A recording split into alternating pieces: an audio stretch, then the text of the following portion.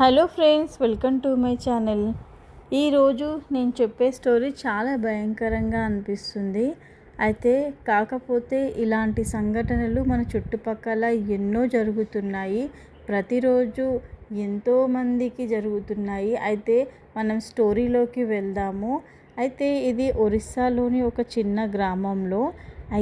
ఇంకా గత కొద్ది రోజులుగా కొన్ని సంఘటనలు అక్కడ నెలకొన్నాయి. ఒకరోజు ఒక చిన్న పాప కనిపించట్లేదని చెప్పేసి వాళ్ళు అమ్మ నాన్న అందరూ వెతుకుతూ ఉంటారు. తను కనిపించదు. స్కూల్కి వెళ్ళి వస్తుండగా దారి మధ్యలోనే మిస్ అయిపోతుంది. తన స్నేహితులని అందరినీ అడుగుతారు.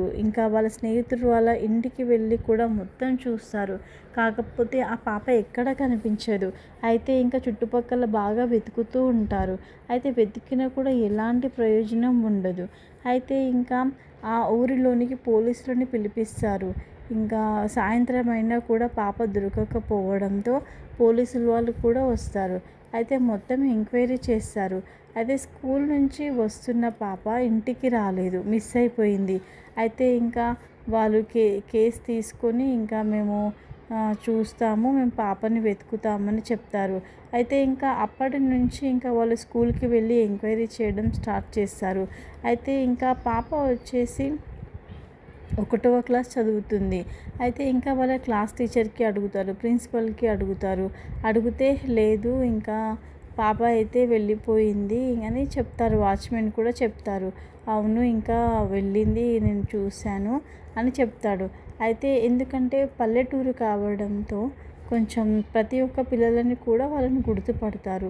ఎందుకంటే తక్కువ మంది చదువుతుంటారు కాబట్టి ప్రతి ఒక్కరిని కూడా గుర్తుపెట్టుకుంటారు. వాచ్మెన్ కూడా నేను వెళ్ళడం చూశాను, స్కూల్కి వచ్చింది, స్కూల్ నుంచి కూడా బయలుదేరి వెళ్ళింది అని చెప్తాడు.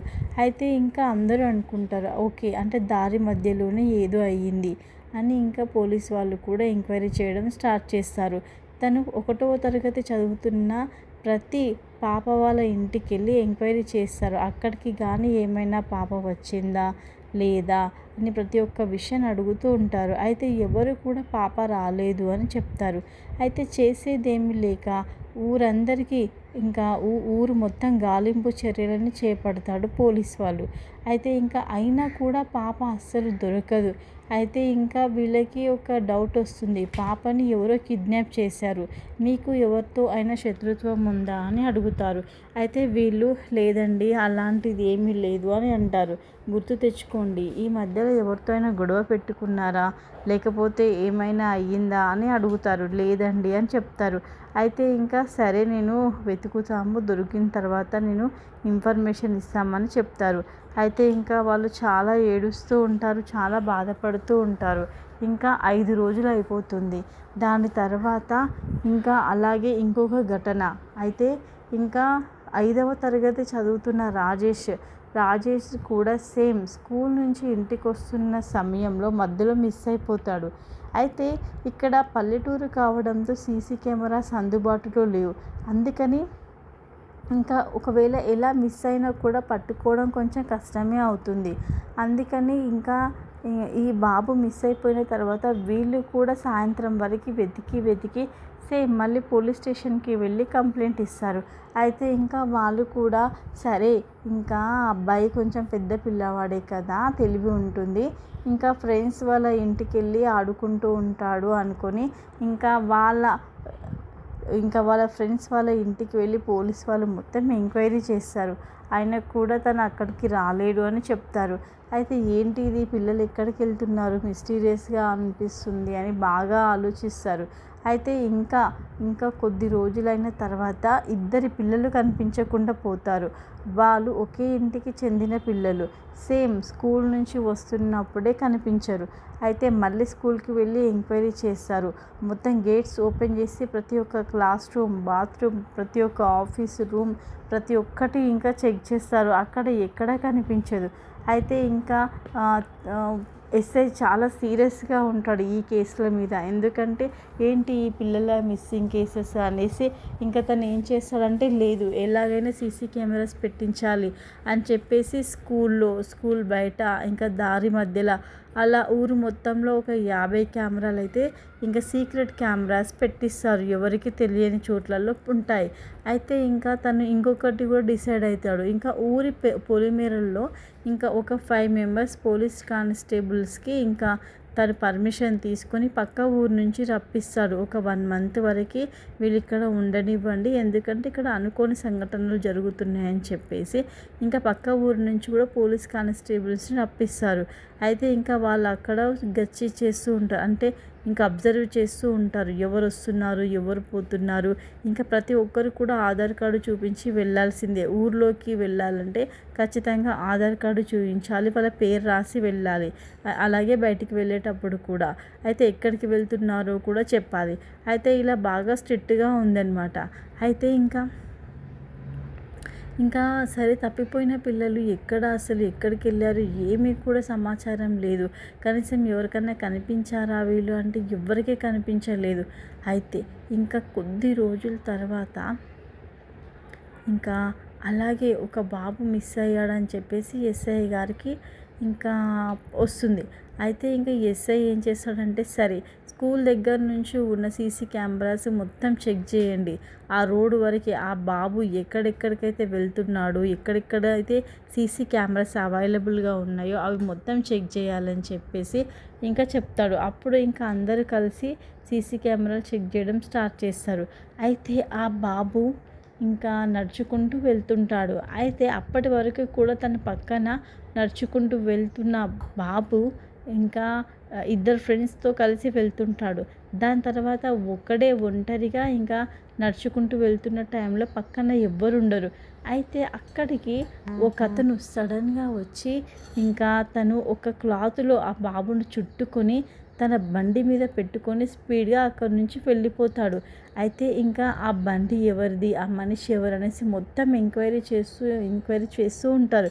ఈ మనిషిని ఎక్కడైనా చూసారా అని ప్రతి ఒక్కరిని పిలిపించి మరీ అడిగితే అలా 2 రోజుల తర్వాత ఒక అతను వచ్చి, సార్ ఇతను నాకు తెలుసు, ఇతను కొద్ది రోజులుగా మా ఇంటి ముందున్న ఒక చిన్న గదిని అద్దెకు తీసుకొని ఉంటున్నాడు సార్ అని చెప్తారు. అయితే ఎప్పటి నుంచి ఉంటున్నాడు అంటే 2 నెలలుగా ఉంటున్నాడు సార్. ఆ మనిషే ఒక విచిత్రమైన మనిషి సార్. పిలిచి పలకరిస్తే కూడా పలకరించడు, నవ్వుతే కూడా నవ్వడు సార్. తన నవ్వు కూడా చాలా భయంకరంగా ఉంటుంది, చాలా సైకోలా ఉంటుంది సార్. తన ముఖం అసలు ఎప్పుడు బయటకు వస్తాడో ఎప్పుడు లోపలికి వెళ్తాడో కూడా తెలియదు సార్. అసలు బయట ఎక్కువ కనిపించినప్పుడు కూడా ఎవరితో సరిగ్గా మాట్లాడాడు సార్ అని చెప్తారు. అయితే ఇప్పుడు వాడిని నాకు చూపించండి అని చెప్తారు. అయితే ఇంకా సరే అనేసి ఇంకా వాళ్ళ ఇంటి దగ్గరికి వెళ్ళి వాడు ఉండే రూమ్ని చూపిస్తారు. అయితే ఇంకా పోలీసులు త్వరగా వెళ్ళి అక్కడ చూస్తే అది లాక్ వేసి ఉంటుంది. అయితే ఆ లాక్ని పగలగొట్టి లోపలికి వెళ్ళి చూస్తే ఇంకా షాక్ అనమాట. ప్రతి ఒక్కరి చాలా స్మెల్ వస్తుంటుంది లోపల. ఇంకా ఒక డబ్బా కనిపిస్తుంది, ఒక రూమ్కి మూలలో ఒక డబ్బా కనిపిస్తుంది. ఆ డబ్బా ఓపెన్ చేసి చూస్తే కొన్ని కవర్స్ సంచి మూటల్లాగా ఉంటాయన్నమాట. ఏంటి అని ఓపెన్ చేసి మొత్తం అందులోకి బయటికి తీసి పెడతారు. అయితే అందులో ఒక 5-6 మూటలు ఇంకా వాటికి గట్టిగా తాళ్ళు కట్టి ఉంటాయన్నమాట. అయితే అది ఓపెన్ చేస్తారు. ఓపెన్ చేసి అందరికీ దుర్వాసన, ముక్కులు మూసుకుంటారు, కొందరికైతే వామిటింగ్ అవుతుంది. అయితే ఓపెన్ చేసి చూస్తే ఒక్కొక్కరు చాలా షాక్ అవుతారు. అందులో అన్నీ ఇంకా కిడ్నీస్ ఇంకా ప్రతి ఒక్కటి అలా అవయవాలు, కళ్ళు, ఎంట్రికలు అలాంటివన్నీ ఉంటాయన్నమాట. వాడికి ఒక సెటప్ చేసి పెట్టుకుంటాడు. ఇంకా అవి ఖరాబ్ అవ్వకుండా వాటికి మొత్తం ఐస్ బాక్స్లలో పెట్టి ఉంటాడు ఇంకా. అయితే ఇంకా అది చూసిన వాళ్ళంతా ఒకటేసారి చాలా భయపడిపోతారు. కొంపదీసి ఇవి పిల్లలవా అని వాళ్ళందరికీ డౌట్ వస్తుందన్నమాట. ఇంకా వాడు ఎక్కడున్నాడని చూస్తే వాడు ఎక్కడ కనిపించడు, వాడు పారిపోతాడు. తెలిసిన వెంటనే పోలీసులు ఎంక్వైరీ చేస్తున్నారని తెలిసిన వెంటనే అక్కడ నుంచి పారిపోతాడు. అయితే వాడి జాడ పట్టుకోవడం కూడా చాలా కష్టంగా ఉంటుంది. అయితే కాకపోతే బాడీలు అయితే ఎక్కడ కనిపించవు. జస్ట్ వాళ్ళ మాంసపు జస్ట్ ఏంటంటే ఒక అవయవాలు మాత్రమే కనిపిస్తాయి. కనీసం ఆ అవయవాలు ఎవరివి అని కూడా ఎవ్వరికీ తెలియదు. అయితే ఇంకా ఎంత ఏడుస్తారంటే వాళ్ళు వచ్చి అయితే అవి అయితే పిల్లలియే అని మాత్రం ఇంకా నిర్ధారించుకుంటారు. ఆ అవయవాలు పిల్లలకి సంబంధించినవి అని చెప్తారు. అయితే ఇంకా వాళ్ళు అసలు ఎంత ఏడుస్తారంటే ఇంకా ఏం చెయ్యలేకపోతారు. ఇంకా పోలీసులు వాళ్ళు కూడా వాళ్ళని పట్టుకుందామని చెప్పేసి ఎన్నో ఊర్లు తిరగడం, మొత్తం కాపలా కాసి వానికి అసలు శిక్ష పడాలి అని చెప్తారనమాట. అయితే అయినా కూడా ఇంకా వాడు తప్పించుకుంటాడు. చూసారా ఫ్రెండ్స్, మన పిల్లలని ఎంత జాగ్రత్తగా చూసుకుందామని చెప్పినా కూడా మనం ఎంతగా సేఫ్గా ఉన్నామని కూడా మనం ఊహించుకోకుండా ఎలాంటివి జరుగుతున్నాయో, అసలు మన దేశంలో మన భూమి మీద ఎలాంటి క్రూర మృగాలు జీవిస్తున్నారో ఇప్పటికైనా అర్థమవుతుందా? ఒంటరిగా అస్సలు వెళ్ళొద్దు. ఎవరైనా చాక్లెట్ ఇస్తా, బిస్కెట్ ఇస్తా అన్నా కూడా పిల్లలు రెస్పాండ్ అవ్వదు. అంటే బయట వాళ్ళు ఏం చెప్పినా అసలు ఏమీ చేయొద్దు. అది ఫ్రెండ్స్ ఈరోజు స్టోరీ అయితే. ఈ స్టోరీ కనుక నచ్చినట్టయితే ఖచ్చితంగా లైక్ చేయండి. ఇంకా ఖచ్చితంగా మీరు సబ్స్క్రైబ్ చేసుకోండి. ఓకేనా ఫ్రెండ్స్, బాయ్.